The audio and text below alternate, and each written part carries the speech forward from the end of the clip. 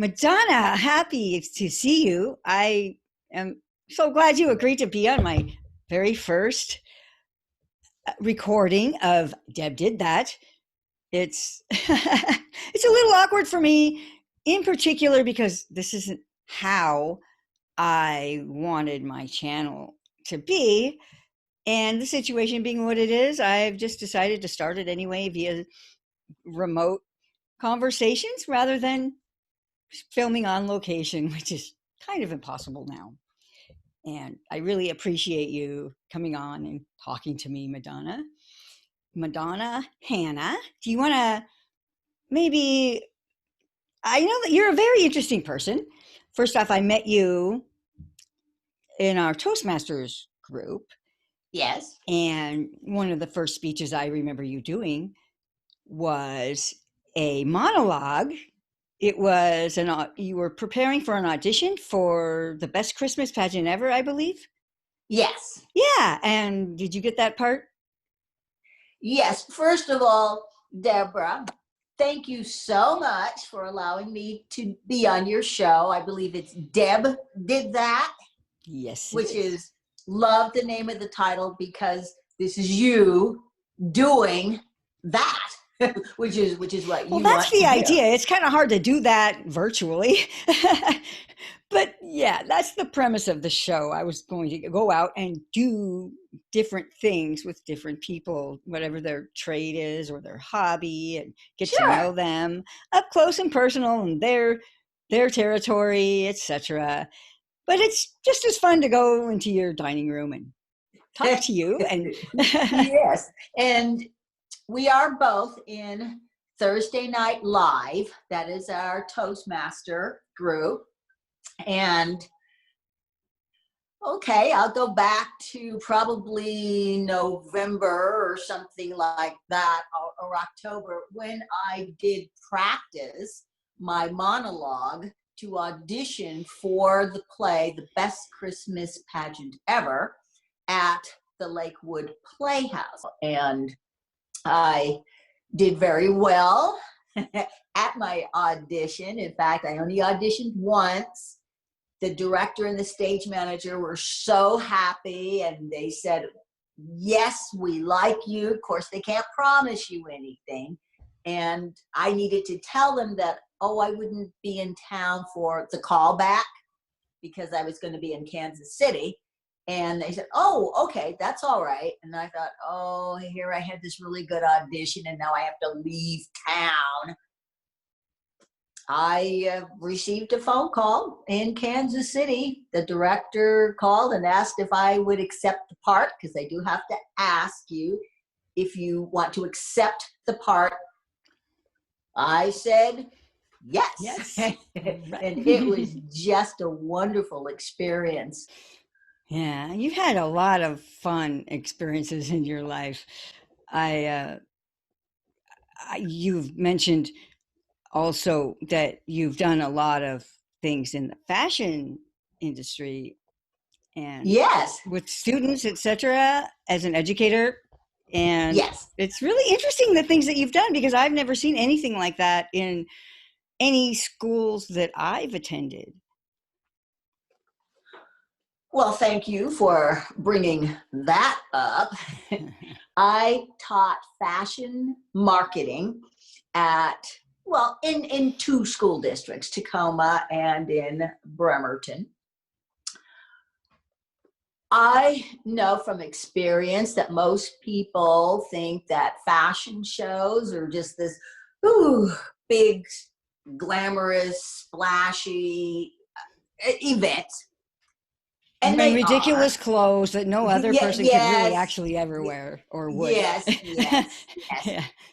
And yes, I've been a part of that. But fashion shows can also be used to build self-esteem. Yeah. Another opportunity for a fashion show to build the self-esteem would be Flights of Fancy. That's another fashion show that my students and I put together when I was at Bates, and then later took it to Bremerton High School. It was a fashion show that built the self-esteem of special needs students. I was asked by a woman from the community and cafe. Yeah, she's the one that reached out to me and said, "You've had so much success with the children at McCarver Elementary School. You should do a fashion show for teens and adults with disabilities. Give give them a chance to be on stage. Give them a chance to, wear the false eyelashes and wear Oh. the really nice clothes and give them that opportunity." I thought about it. I had never worked with people with disabilities before, but I put together a sales pitch to give to my students. I said, "This is going to be really great. You're going to have an opportunity to give back to a group of people who don't have the opportunities that you have. And just think, you're going to get to style their hair and put makeup on them and show them how to model. You'll have your own little group, just like you do with the children, have your own group. And then we'll have auditions." And they were like, "Okay, Miss Hanna, sure, sure. Well, of course we're going to do it, if this is a thing to do." It was such a remarkable experience, Deborah. Just so many things fell into place to turn it into just a wonderful experience. And one particular day that you and I talked about was when I had all the models in my classroom and I had them all lined up because I wanted to work on personality, facial expressions when you wear certain kinds of clothing, just like facial expressions are important in Toastmasters to get a point across. It's the same thing too in fashion shows. When you're wearing upbeat, active clothes, it's good to smile and like, "Ooh, we're having such a great time in these colorful clothes. That's why you want to buy them too, so you can have fun." I had everybody lined up and I thought, well, why don't I show everybody how I want them to smile on stage? And so I demonstrated a big smile, like, "Yes," like this. And then I went down the line and I asked everyone to smile.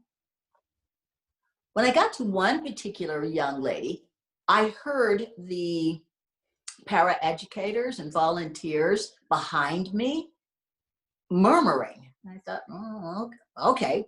I'm focused on the students." I didn't think anything about it. The next time that we met, the special needs director for Tacoma Schools was there. She watched the practice again with facial expressions, smiling, winking, which was real fun to show everybody how to wink, and there were all sorts of it was a cute moment. And then we got to the part about smiling, and this one particular young lady smiled. When we got to her, it was, I heard the people in the back, behind me, they were like, and they started crying, and the special needs director started crying. I was wondering, what is wrong with these people? At the end of the practice, the director came over to me and she gave me this big hug. She said that the young lady in particular, I'll call her Kathy, that, and she's autistic.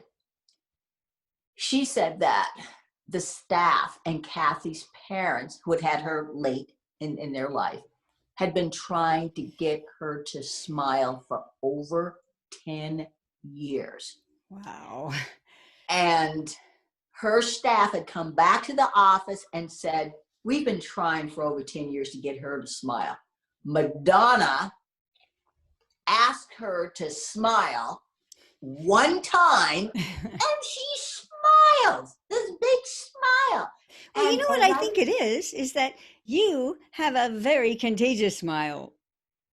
oh, You do. I don't think I don't think I've ever seen you without a smile. Even when you're not smiling, you're smiling. You Oh, are well, that a happy person and you radiate energy. And I think the students can feel that. I I think I they can. I think so. I'd like to think that. And I'll tell you something, Deborah. I was stunned because I thought, Tin, you've all been trying to get her to smile for 10 years. And I was trying to imagine, but I didn't ask, but I was thinking, what were you guys doing? I mean, to get her to smile, what? And I had no idea what the situation was. All I know is I was expecting all of the models to do what I wanted them to do. And as I said, I always demonstrated first what I wanted to everyone and then went down the line. And Yeah. a day later, when we were getting ready for a fitting, I was giving people information about fitting, like, ooh, we're going to go to such and such department store to try on all these really fabulous clothes for the fashion show. And there was a young man who raised his hand and said, Miss Hanna, I have a split personality. I was just going to ask you about that. Yeah. He said, I have a split personality. Which personality should I bring to the fitting? Deborah, I've never been asked that question before. I've done thousands of fashion shows where I've discussed, You don't hear okay, that every day. yeah. And this kid's looking at me, and I said, bring both. And he looked at me, he thought about it, and he said, okay. And that was that. I'm gonna tell you that that's one of the most unique questions that I have ever been asked. One, as far as planning a fashion show, and also just in my entire life of being asked a question. Gee, which personality? I got a split personality. Which one do you want me to bring? Just both, because I didn't want to get into, you have a split personality? I didn't know that. No, Well, maybe just one of them can wear one clothing and one can wear the other outfit. That would be kind of just, funny. I don't know who's showing up at the fashion show, who's showing up at the fitting. I don't care. I'm putting clothes on this one body that is housing the split personality.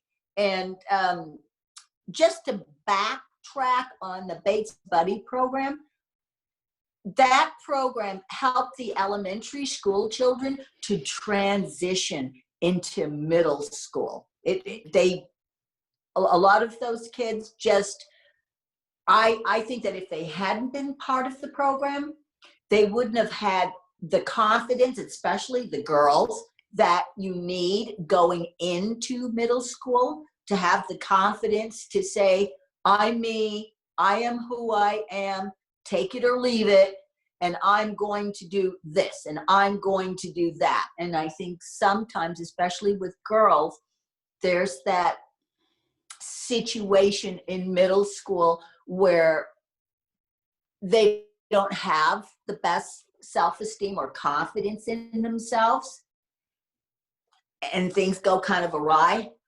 But with the Bates Buddy program, I can say that those kids transition very well with confidence and self-esteem into middle school, and they brought that onto high school also. Yeah, now you're talking about softball, but as I understand it, you're also a runner? Yes, I am. As a child, I was always the fastest child on the playground.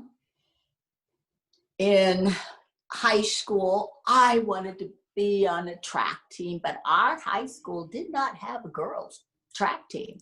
And sometimes we can be really good at something, but not have an opportunity to showcase the skill that we're really good at. And I think if people kind of think about that, if they think about it in their life, that, I'm really good at this, but then I never did anything with it. I don't know, that may be something that you and I can talk about more later, of having this skill, but not being able to develop it or do anything about it. I had always been fast, walked fast, but it wasn't until, And you later. do, by the way, you have the build of a runner for I, those who can't see you. You're very tall and yeah, thin. which is what I've been told, because there were people who didn't know me but would say, "Are you a sprinter?" And I'd look at them like, "No, I work in the fashion industry. I've been a runway model, but no, I've never done any running, just playground stuff." So thank you for that, because people have mentioned that. It wasn't until 2011 that one day I woke up, Deborah, and I wanted to run 100 meters. I wanted to And run was your husband 100 meters. still with you? Yes, Okay. yes, yes. And I said to my husband, I'd like to run 100 meters, because as a child, I dreamt about, and I'm going to need to share this with Marcus, who's my track coach now, that I always wanted to be in the Olympics, and I wanted to run the 100-meter dash. That's what I always wanted to do. And I think that particular day in 2011, when I just woke up and said, I want to run, maybe it was just like a bucket list sort of thing. I want to at least try it. Went to my husband, who ran track in high school, was good at it, ran track in college. He went to Winston-Salem, and he was a track coach, a girls track coach at a local high school in the Tacoma area. And he said, "Sure, okay, I'll help you out. I'll be your coach, but you have to do what I say." It's like, okay, I have to do what my husband says when it comes to being on the track. And he was happy to help me. And I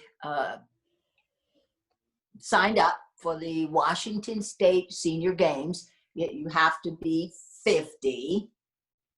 That's the minimum age, 50, to compete.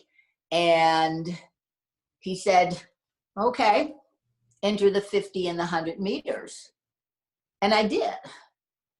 Deborah, I had no idea I was going to win. I had absolutely no idea that I was going to Wow. win. I was just going to participate. Now, don't get me wrong. I do like to win, and I have been in other sorts of competition, and I like to compete. But for this, I was thinking that I'm going to be racing against women who have been running probably A since long middle time. school. Yeah. Yes, because like Marcus, who's my coach now, he's been running since middle school. So I'm thinking Well, about that's these not that women. long ago for him, I don't No, think. no. Yeah, that's yes, that's a good, yes, that's a very good point. Uh, but in my mind, I was thinking these women have been running forever. I'm just starting in 2011. Won the 50 meter, won the 100 meters. Here I am with 2 gold medals. Like, oh, and it was so odd because different people were coming over to me. Oh, you did such a good job. You should try out for nationals. The nationals? I just I just did this just to be doing something. It was like a bucket list. Oh, run next year, and you can maybe qualify for nationals. Oh, okay. I just thought this was going to be a one and done kind of thing, but I continued to race each year. And gee, I did go to nationals, and uh, I did race in a 4x100, something I had never done before. Came in third with my team, and so that's pretty exciting. And as I said, I continued to run, ruptured my Achilles in 2014. Oh my gosh, I was running the 50 meters. Deborah, I was in first place. I was in first place. I felt an opponent coming up on me, and I thought, well, let me just throw it into another gear and just finish this race and win. As I was throwing it into another gear, I heard what I thought was a starter's gun. But I thought, the race is already started. There wouldn't be. That was my Achilles. Like, everybody Oh in my the stands and gosh. everybody Did heard it. anyone else hear that? Wow. Oh, No, everybody no. heard it. That's what they Yeah. told me afterwards. I mean, I fainted. Everything went dark, and the next thing I knew, I was looking up at the sky. I was laying down on a bed because they had come. They picked my limp body up oh. and put it on a table. And when I opened my eyes, some people came over and said, Madonna, you will not be racing the rest of the day. You have ruptured Season? your, well, Yeah. you have, yes, season. You have ruptured your Achilles. And, I'm hearing, but not really hearing, like, what? And they had this huge bag of ice on just wrapped around my left leg. And they said, you're going to lay here for the next 20 minutes with this bag of ice. And you're going to need to go to Tacoma General. Who can we call for you? You know how you always have to fill out forms. Who should we contact in case of an emergency? But you never think that when you fill out that form, when you're part of an event or something, that they're going to have to use that emergency number. Mm. And they, yeah. So I had to call my husband, and he just couldn't believe that I had ruptured my Achilles. He said, you're kidding. No, I'm not kidding. I'm not kidding. But anyway, later wound up at Tacoma General, x-rays, and had to have surgery. And yes, surgery. And then months and months of rehabilitation after the swelling and everything goes down. And I was told that I probably was not going to be able to run those short, fast distances again. And just being a competitive person, I thought, well, then I'll walk. I'll walk. I'll maybe do something long distance because I want to do something, but I'd have to wait, until things healed up. In 2017, I thought I would try again, just to see if I could race. And my husband had vocal cord cancer during that time. And he would massage my legs every night. He'd sit on the floor and massage my legs and encourage me and say, well, okay, we're going to try racing again, and we'll see if you can run those short distances again. Go ahead, sign up for both races again, the 50 and the 100 meters. And I went out, competed, came in first in both. the 50 and the 100 meters, and I was really glad because my husband was there. He was a big, robust man, but he was looking very frail and had been going through a lot of radiation treatment. And in the summers, I found out that dehydrates you a lot. Yeah.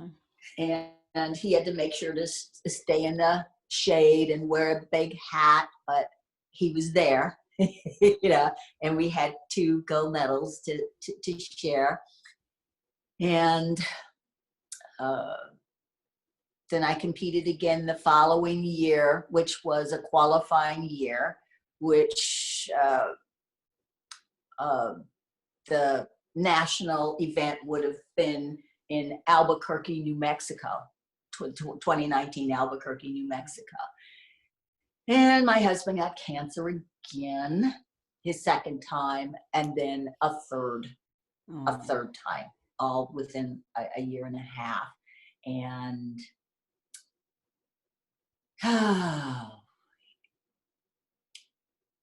we had some choices to make when we went to the hospital. The hospice or drastic radiation and chemo. And he didn't want to go through all of that again. And he passed away in November of 2018. And while we were making those decisions, I really wanted him to go for the chemo and the radiation, but you can't tell people what to do if they just don't want to go through all that again. And one of the things I said to him was, gee, you got to help me with my race in June 2019. We're going to Albuquerque together because we had gone to a national event before in Cleveland, and we just had a really, really great time. And he just shook his head, and actually he couldn't speak because they had given him a trach, and he wrote that he wanted me to continue racing, to build up my quads, and to wear red, white, and blue at the race in New Mexico.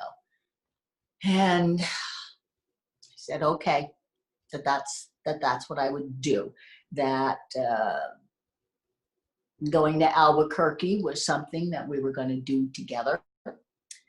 And I would certainly continue to race to complete that.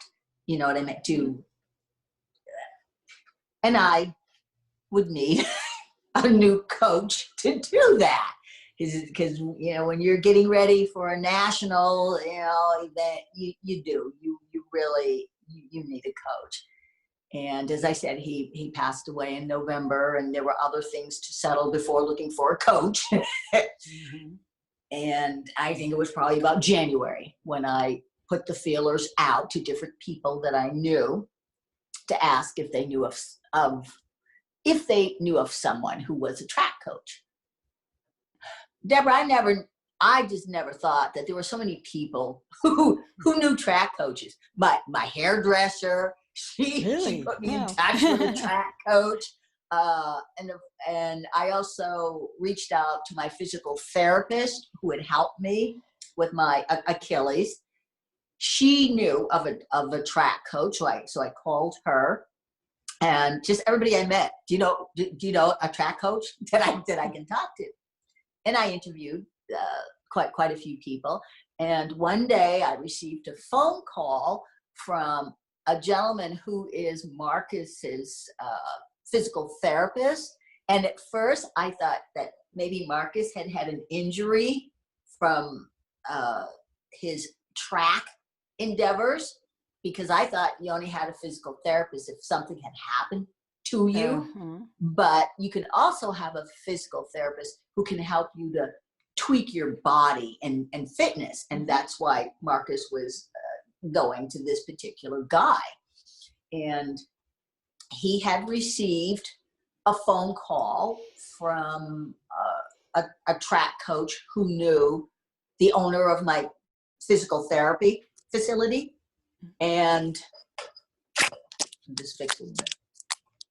I'm fixing my tripod, darling. And he gave me a call and he said, I've got a coach for you. And I thought, this guy didn't ask if I was still looking for a coach. He didn't say, do you already have a coach? He introduced himself and he said, I've got a coach for you. Marcus Chambers. He went to Oregon, and I knew that, oh, okay, that's one of the best track colleges in the United States of America. He's a 7-time All-American, Olympic hopeful, Junior Olympics, and if you want, you can Google him. And I thought, what? Why should I Google him? You gave me all this information about him. I said, okay, sure. And he said, can I give him your number and the two of you can talk? Sure. And Marcus did call me. We set up a date to meet. It was kind of like a blind date, being set up. And Marcus had been told that I was older than some of the clients that he had helped in the past, because he helped, middle school and high schoolers. So they were just sort of letting him know, this woman is a little bit older than people that you're used to dealing with. And, Marcus went with it. Mm-hmm. And I remember, of course, when we first met, it was on February 13th, 2019. It was like 32 degrees and it was snowing. And we met out on the track. And actually before that, when we arrived at the track, I remember getting out of the car and seeing this tall guy who was looking at his back, a tall guy, head to toe Nike, because of course being in the fashion industry, oh yeah, head to toe Nike, and he was on the phone. And I thought, there's a millennial on the phone, and he was talking to whomever. I walked past him, looked back at him, and he gave me one of these while he was on the phone, the chin up. And I thought, okay, all right, I know this is him. So I just waited for him by the track. And then when he walked in through the gate, I said, Marcus? And he looked at me like, oh, you, because I had, passed him on the sidewalk and, but anyway, I thought it was just going to be this one and done kind of thing, because I had my goal, which was to complete a journey my husband and I had started. When I competed in New Mexico, Marcus didn't go with me. He had other things to do. And I had a friend of mine who was my assistant coach. Marcus gave him a whole list of things to do, and which my assistant coach did, and sent Marcus videos of me practicing. And then he would send information back like, Madonna, your first and second steps were fine, but your third, fourth, and fifth and sixth steps weren't good. You got to dig in more. I was like, okay. When it was time for me to actually race, I was not in the finals, but my time for the 50 meters was 9.3 seconds, which is fast. But when you have women who are running 7 seconds and change, and they're professionals, because some of them have been in the Olympics like years ago, but they're still fast. I realized that after the 50 meters and after the 100 meters, I felt like running again. I felt like running it. And And I thought, all that training and those drills that Marcus had me doing, which was different, because people have asked me what was the difference from my husband and Marcus. Well, the training Marcus had me doing, just tons and tons of drills. And I was thinking to myself, why do I have to do this? I just want, that, blah, blah, blah. But I didn't complain to him because this is his expertise. And I just did what he asked me to do. My gosh, Deborah, my times were just incredible for me. Marcus helped me to take just a lot of time off my Washington State qualifying time. I couldn't believe it, because we'd only been practicing a short time from February to June. And I had a hamstring pull, so we took a month out to heal that up. And after that event, I understood why he had me training the way that he trains, because professional athletes like him, they're running every week. So you have to have the endurance, and you have to have the stamina, and everything just started to click. And the next month there was another race, Washington State.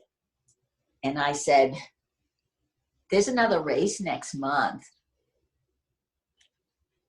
Do you want to help me out? Do you want to coach me for that? And he said, let's do it. And I competed again, got 2 silver medals. And I told him next year was a qualifying year for the Nationals, Fort Lauderdale 2021. And he said that he would like to continue to be my coach if that's what I wanted. I figured, well, why not? Well, this has been fun, and I have an opportunity to learn more about you, which is always fun to learn more about new people and about one of my fellow Toastmasters. And you've had an opportunity to learn a little bit more about me. And I thank you very much for allowing me this opportunity to be your guest. And maybe we can work on something else down the road too. That's awesome. I enjoyed talking to you, Madonna. And yeah, I look forward to seeing you again in a couple weeks and meeting your match at the speech contest. Okay. All right. All right. We'll see you later. Have a good day. All right. Thank you. Bye-bye. Bye-bye.